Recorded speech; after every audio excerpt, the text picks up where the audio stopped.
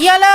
বাড়ি এসে গেছি। আজকে তো রাখি পূর্ণিমা, তুই তো কোনো বাড়ি দিন পড়তে যাস না, এবার কি হলো? আরে মনে থাকলে যেতাম নাকি? আরে তুমিও তো একবার মনে করতে পারতে। হ্যাঁ, সকাল সকাল কোনো কাজ নেই তো এসব কিছু করে বেড়াই। আরে আজকে একটা ছেলে পড়তে যায়নি, যে কটা মেয়ে এসেছিল আমাকে রাখি পড়ানোর জন্য এমন করছিল যেমনটা বন্ধন ব্যাংকের কাকুর জন্য পাড়ার কাকি মারা করে। কেউ আসেনি যখন চলে এলি না কেন? তুমি কি ভাবছো আমি ট্রাই মারিনি? আমি তো ওপর থেকে নিচে অব্দি জোর লাগিয়ে দিয়েছিলাম পালিয়ে আসার জন্য।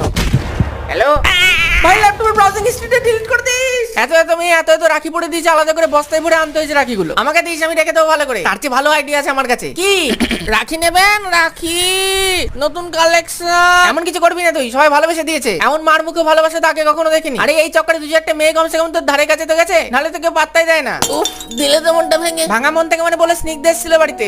দিয়ে কি বললো? তোর জন্য চকলেট রেখে গেছে। ওমা তাই আর বলেছে বিকেলে দেখা করতে পারবে, রাখি পড়াবে তোকে। আরে বৃষ্টিতে ভিজে লেগে গেলি কেন?